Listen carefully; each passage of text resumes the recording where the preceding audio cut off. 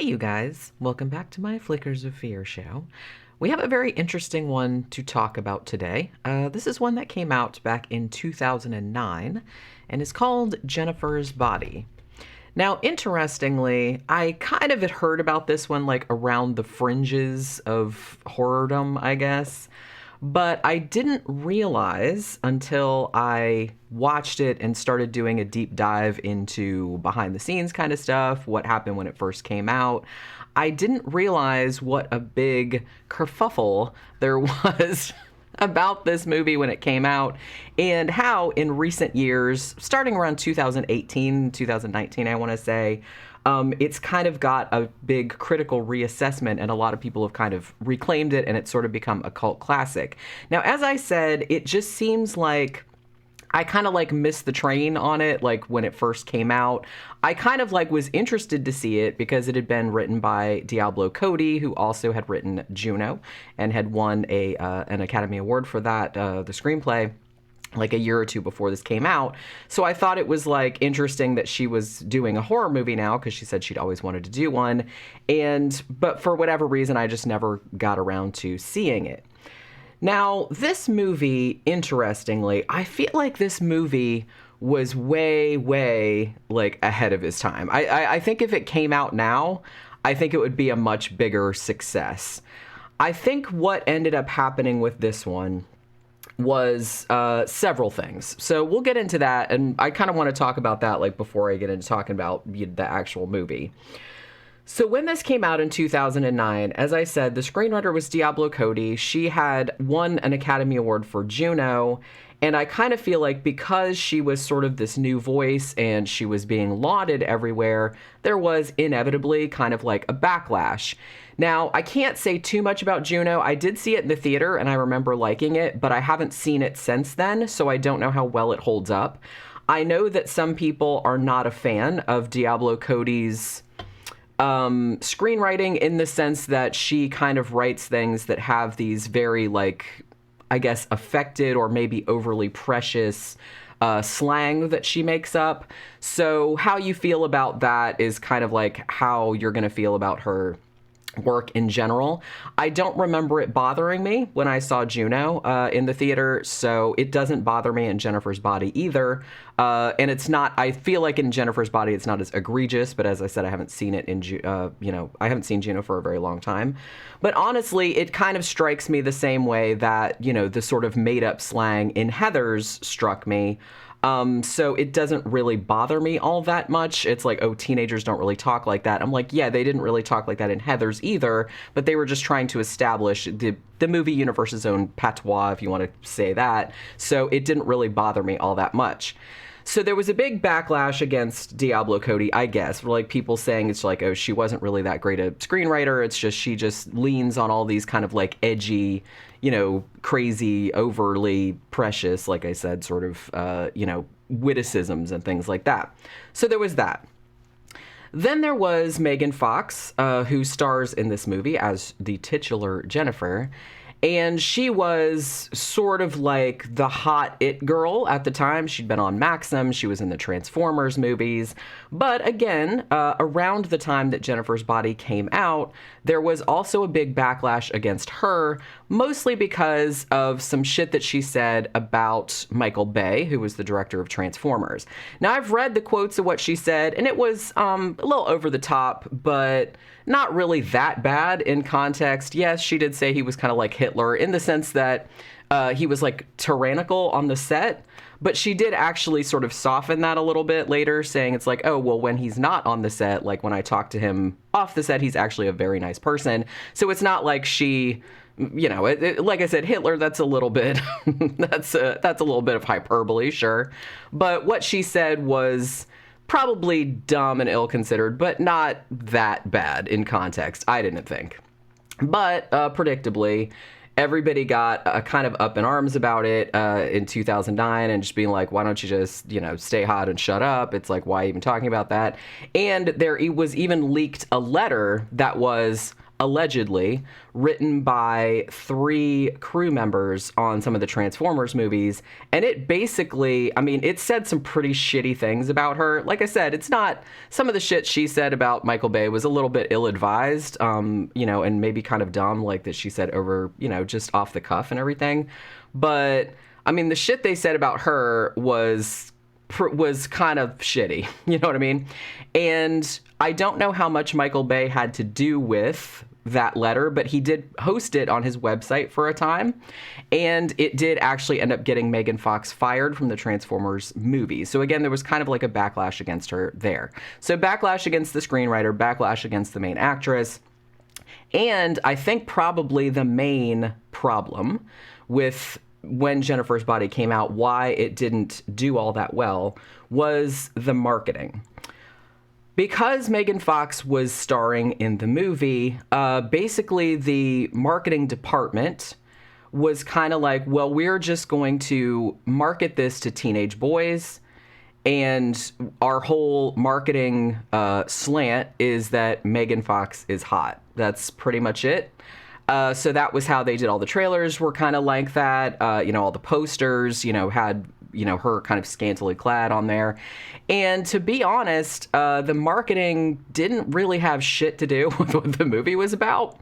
So I think that, you know, yeah, maybe they did succeed in reeling in teenage boys, even though this was R-rated. So I imagine they would have had to sneak in or whatever, or go with someone older.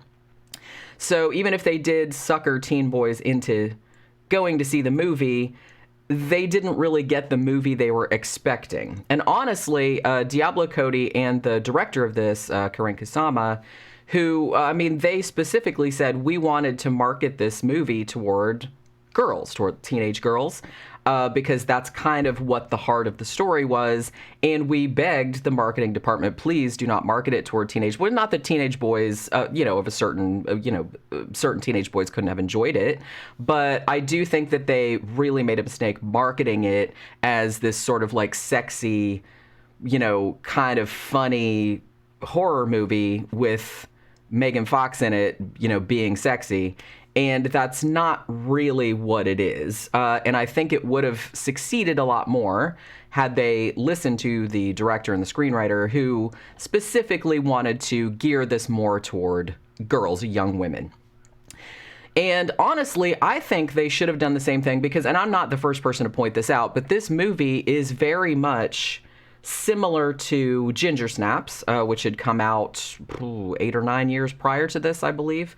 In Ginger Snaps, the 2 protagonists are sisters, and in this, they're best friends. But this does kind of explore a lot of the same themes of female relationships, teenage girls, the intensity of their relationships, what happens when, your best friend, your sister, is essentially becomes a monster. So it does kind of explore a lot of those themes. So I think that it would have been a lot more successful had it been marketed toward a more female-centric audience at the time. As I said, that doesn't mean that, teenage boys or men or whatever couldn't have enjoyed it. I just think that they should have marketed it more as what it was rather than trying to make it into something that it wasn't. So I think that's kind of why it failed.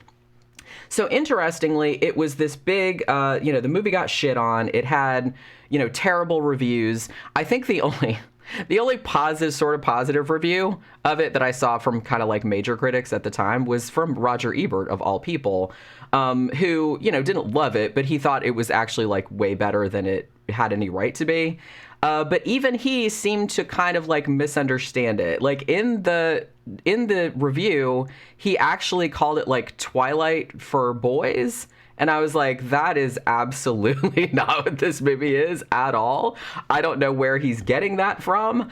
I don't know. I don't know where he's getting that from. But he did like it, even though the point of it seemed to go entirely over his head. But like I said, this is a movie that was more about teenage girls or geared toward teenage girls and young women. And, like an old dude is, an old dude is not going to really maybe get that. So I do kind of feel like, I don't really like to say that like, oh, this movie is like not for these people or whatever. But I do kind of feel like obviously certain kind of movies are going to appeal more to certain types of demographics. And I think this is a much more, female-centric movie. As, like I said, in the same way that Ginger Snaps is, this almost kind of like reminds me of Ginger Snaps, Mean Girls, Heathers, that type of vibe. So if you haven't seen this and you like those types of movies, then you will probably really dig this. Now, it is a horror comedy, but there are some scenes in there that are kind of like disturbing. But it's nice to see that because this movie got so monumentally shit on,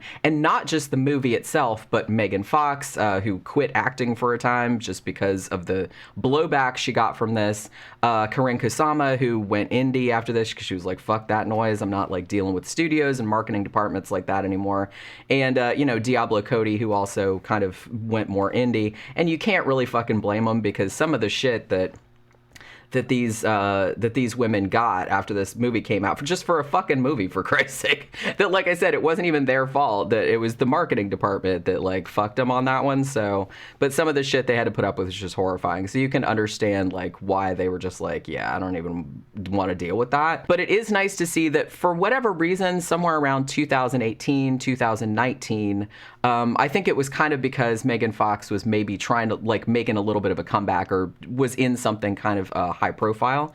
A lot of people, and maybe it was because it was like kind of around the 10th anniversary of the movie as well, a lot of people started sort of like reassessing this movie. And I think too that the movie that came out was it last year or the year before, Promising Young Woman? I think that coming out, this movie is almost kind of like a predecessor of that.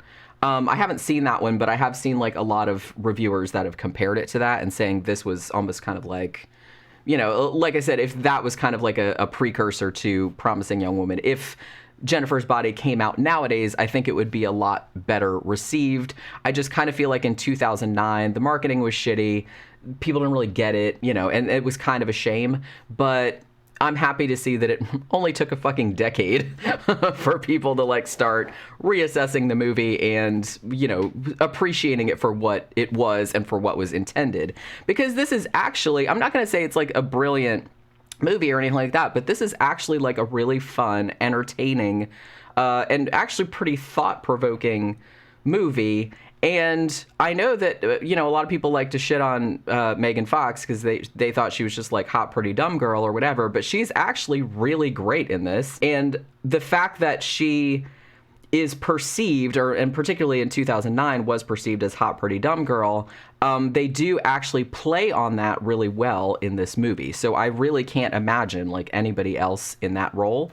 But yeah, she's actually great in it. And Amanda Seyfried is in it as well, kind of playing her best friend, and their interaction is just really fantastic. But like I said, it's just a really fun horror comedy, and it's just nice to see it getting its due after all this time, because it was just so controversial back in 2009. It really didn't need to be. It just seemed like kind of a just kind of this conflation of all these stupid things, like kind of crashing all in together. And there's actually a pretty good, I watched like parts of it, but there's actually like E.T. Live a couple years back.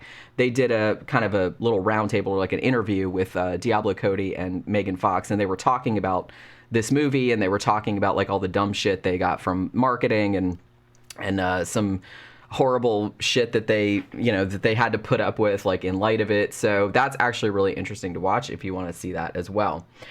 So what we have in Jennifer's Body is there's actually like a prologue where Amanda Seyfried's character, whose name is Anita Lesnicki, even though she's called Needy, which, for a nickname.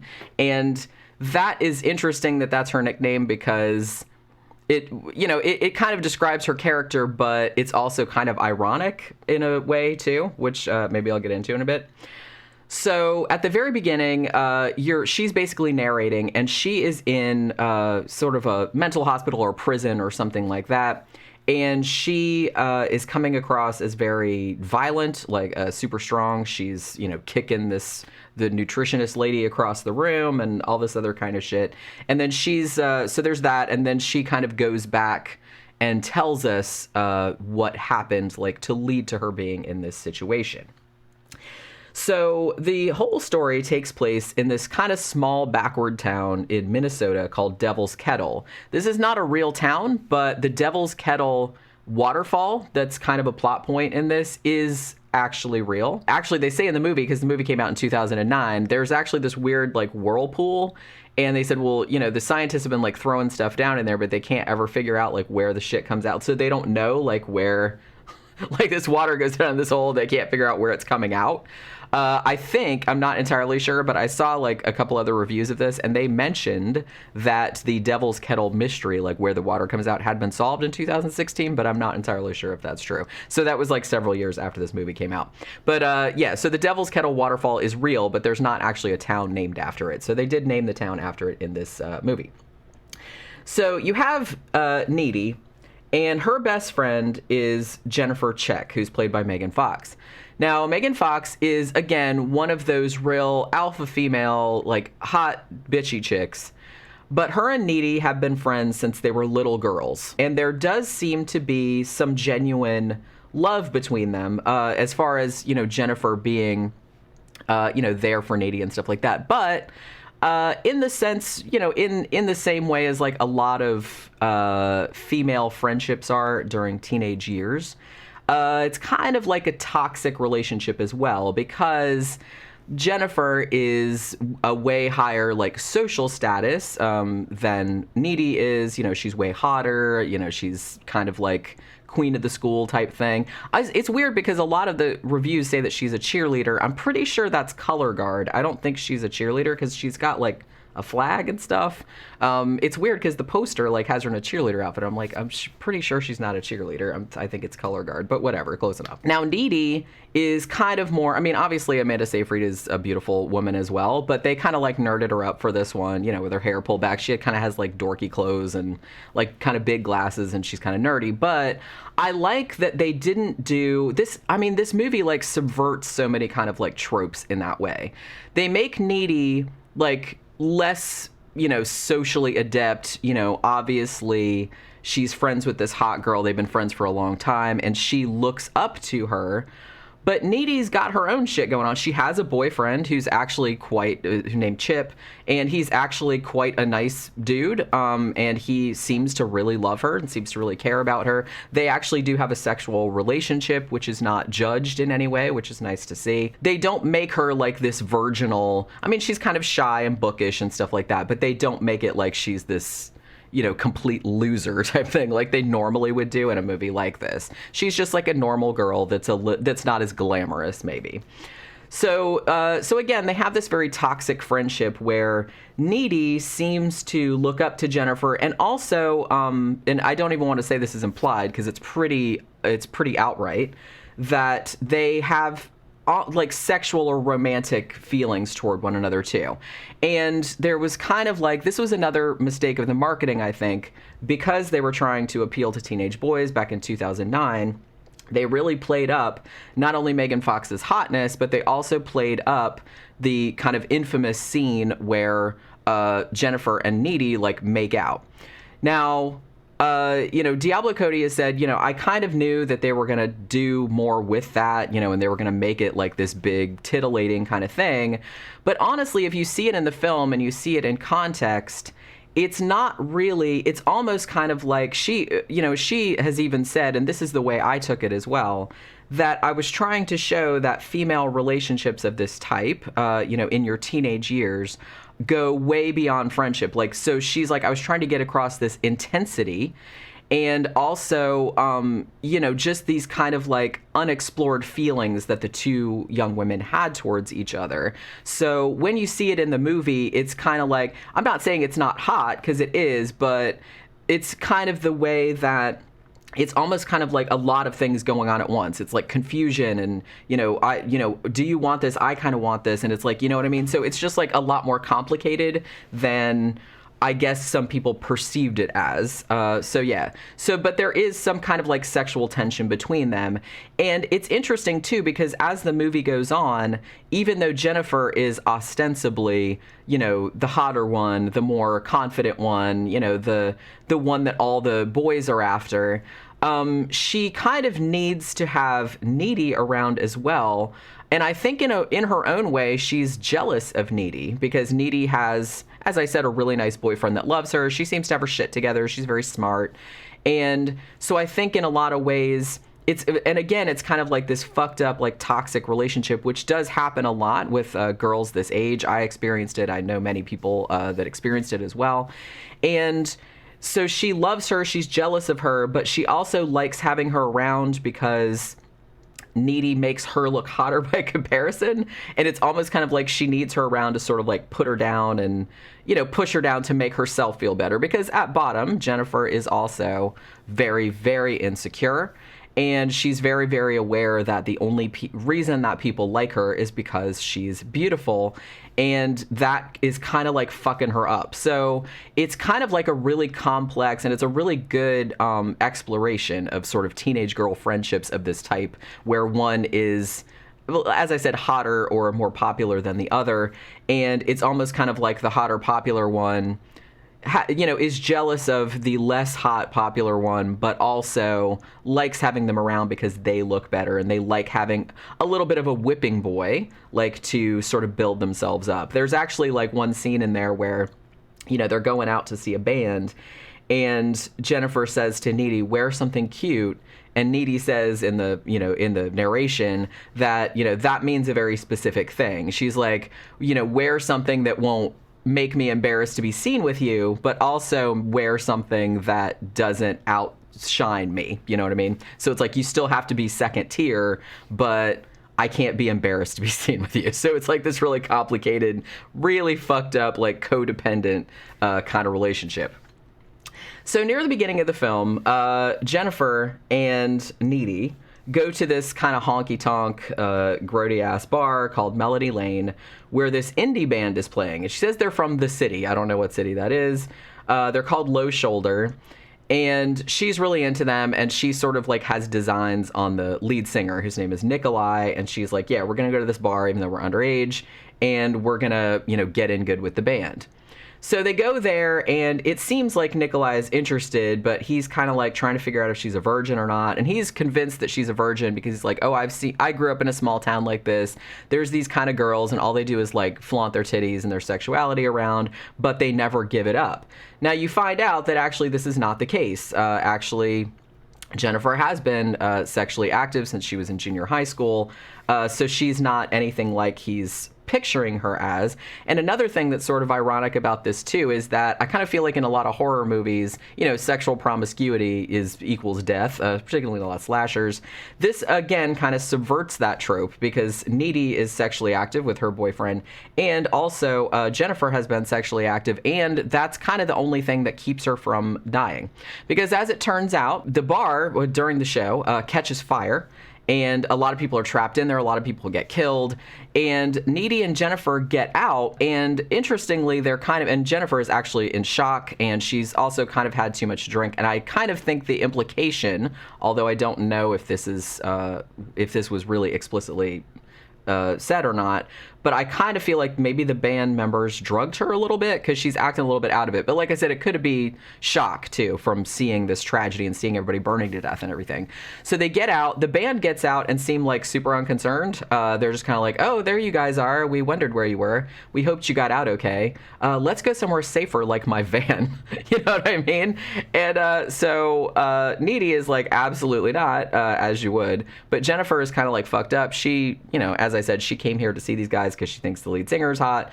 So she's kind of dazed and again, maybe drugged. I'm not entirely sure. So she goes with them, and Needy can't really stop it. Now, for a long time, you don't actually figure out what happened. You're assuming that, these four indie dudes, and this is a very, like, emo, like, a lot of the soundtrack is, like, super emo and shit like that. So if that's going to bother you, then probably, this movie is, like, so 2009, it fucking hurts. You know what I'm saying? It's, like, 2009 Hot Topic. Like, the music and stuff. But it didn't bother me. I mean, it was kind of like, I thought it was funny, because I was like, oh, yeah, I remember this era. But, and it's really over the top with it. But it didn't bother me all that much. But yeah, so you're kind of led to believe that, probably what happened is she goes off in this van and they like gang raped her because that looks like that's what's going to happen. But that's actually not what happens. You actually don't find out until later. Something happened, but you're not sure what. So later on that night, Needy has to go home by herself, and she's home, and she's calling her boyfriend being like, man, I don't know what the fuck. It's just like, fucking Jennifer took off in a van with these 4 guys, and I'm pretty sure something bad happened. And then Jennifer turns up in her house looking all kind of bloody and fucked up. And then she starts doing weird shit. Like she pulls like a whole like rotisserie chicken out of the fridge and starts eating it. And then she pukes this black shit all over everything. And so, Needy's a little bit, what the fuck happened? You know what I mean? And she won't really tell her. But then the next day at school, Jennifer shows back up at school and she looks totally fine. Totally fine. And she's just kind of like, but she's a little bit different though, because obviously the fire that happened the night before killed a bunch of people, including, I think they say like a teacher or 2 and like 8 students, and they're dead. So there's kind of like this big like tragedy type thing. And everybody's really bummed out about it, but Jennifer seems real callous and like she doesn't really give a shit. It's like, oh God, here we go, blah, blah, blah. We're getting a tragedy boner for that kind of thing. Which this kind of part reminded me of the whole part in Heathers about big fun. You know what I mean? Like teenage suicide, don't do it. It's like, it's that kind of vibe, because what ends up happening is this band, Low Shoulder, they come out and they kind of give a story to the media that they helped all these people out of the fire, even though they absolutely did not. So they get famous off the back of this tragedy of this place burning down and all these people dying. So what you find out later on, it goes on where Jennifer is essentially starts luring boys at the high school into her clutches, and of course they all go with her because she's hot. So the second that she shows up and being like, hey, come in the woods with me for a second, or hey, why don't you come to this abandoned house, and they're just like, okay, you know what I mean? So they just like follow along, and she ends up eating them. What transpired that night of the fire was the band took her away. They took her to Devil's Kettle, and they told her that they were essentially going to sacrifice her to Satan so that their stupid indie band could get famous. And this scene, it's funny because this movie is actually like funny. It's a horror comedy. But the scene near the end of the movie, or I guess like toward the end of like the second act, where, Jennifer actually tells Needy what happened and about the sacrifice, is actually pretty fucking chilling, because they take her to Devil's Kettle, they tie her up, and basically tell her, yeah, do you know how hard it is being an indie band these days? We figured like sacrificing a virgin to Satan was the only way that we were going to get famous, and so, here we are, and this we're going to do. And basically she's freaking the fuck out, obviously, because she's tied up and she's going to get fucking butchered, and they are so callous, and they're just like laughing at her and like singing that 8675309 song and like all this other shit, and it's horrifying. And she's just like laying there screaming, like please, like begging like for them to not do it. Like, I'll do anything you want, I'll do this, that. And it's just really, really horrifying. So it's like, I want to say it's like a tonal shift. It is, but it works though. I mean, I kind of think even though the rest of the movie is like kind of funny, I think the horror of that scene is really good, like in juxtaposition. But yeah, it's really horrifying, especially just they're just like laughing at her like they don't even give a shit. And that's like really scary. So it turns out that what happened was that they, in their wisdom, like thought they had her number and that thought she was a virgin, and obviously she wasn't. So what ended up happening was that they sacrificed her and she did die. And the demon came and they got what they wanted. Like they got famous, as I said, off the back of the fire. But it also, the demon got inside Jennifer and essentially brought her back to life. So now she is, a demon in Jennifer's body, and she has to eat people, specifically boys, although she does say later on that she goes both ways, so she could eat a girl as well, I guess. But she's basically just eating boys as an almost kind of like, and I don't know, this is just kind of how I read it, but because she doesn't necessarily go after the actual dudes that did it to her, who have moved on. She actually just goes after other dudes, some of whom are innocent. So you understand like why, and you kind of feel like, oh, it's like a revenge movie. But the fact that she goes after innocent people, including Needy's boyfriend, Chip, which is fucked up, just because she's jealous because, Needy likes him better than her or whatever. That's how she perceives it.